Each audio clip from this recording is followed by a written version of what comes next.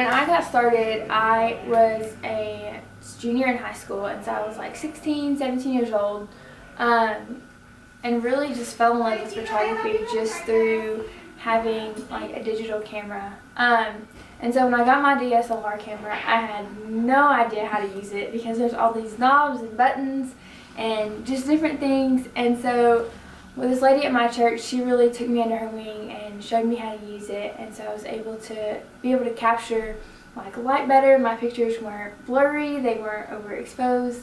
And so I was really able to understand how to manipulate my camera so that I can capture that perfect picture. I feel like I've come very far as a photographer. Whenever I started, I did not know anything about editing, and so everything was over-edited. It looked terrible. I was terrified to charge people money. That was like the biggest thing that I think I've had to get over. Because I think I did my first wedding for like $80. Like, it was something extremely, extremely low. And so just not only like pricing wise and editing wise, but really just experience, because I feel like I've really gotten able to know my camera better. And because of that, I'm more comfortable with it, and I'm a lot faster at what I'm able to capture.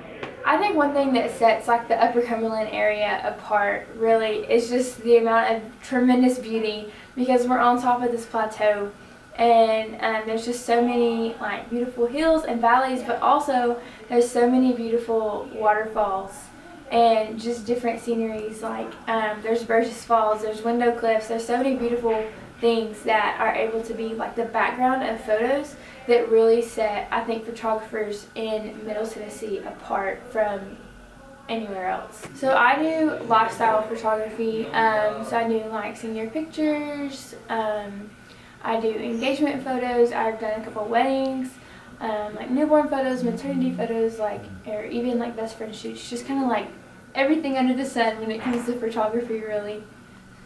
I think my favorite ones are engagement sessions, just because, you know, like all these couples, they date for so long and they have all these like little quirks, and in those sessions you're really able to capture that moment and to capture, you know, the beginning of their lives together. And it's just so wonderful just to be able to be a part of that part of their life, because you know, you get to see them be like, okay, so here's this engagement photo, and then they get to go like throughout the years and have that picture, and I was able to be part of that, and so that's why I really like that. A typical photo session for me, I don't really think there's a typical one, but in general, I try to keep them like right about an hour time frame, and we normally do like at least like a couple different shots at like different locations, and a couple outfit changes, just to try to like mix things up. But I really like being able to focus on the fun aspects of whatever we're shooting. So I really like using props like confetti or just different things that I like to use just to be able to make that my photos are different. Yeah. Also, so how I learned how to edit was I invested in Photoshop, and Photoshop was like pretty basic, and so I didn't really have to learn how to use it much. But then I got kind of tired of that, and I found this program called Lightroom.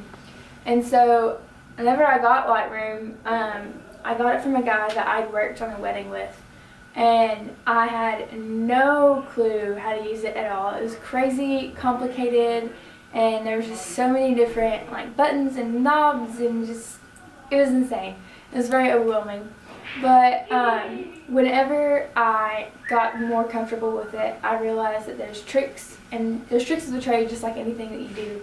But there's also, like, you can just copy and paste different things, and that way all of your pictures have the same presets, if you will.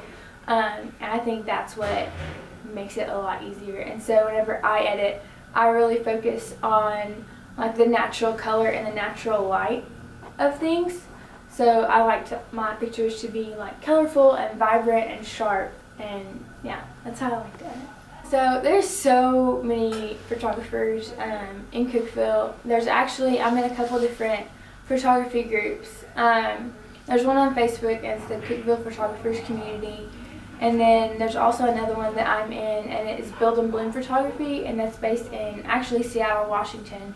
And it's really cool because, you know, I'm involved with all these different photographers like all over the world, and I'm able to really like push my photography in a direction that I'm comfortable with, but also they encourage me and push me more and say like, hey, here's things that you can do differently, or I really like this picture, like keep doing what you're doing. And so just those compliments and then that kind of harsh criticism, it kind of really helps me like perfect like my photography and get it to where it is. So I am an elementary education major here at Tech, and I think one of the goals for my photography is that I really want to incorporate it to my classroom. So I have this like crazy idea to like take pictures like of all of my students like throughout like the school year, just to like be able to capture how much they've grown in just like one school year with me.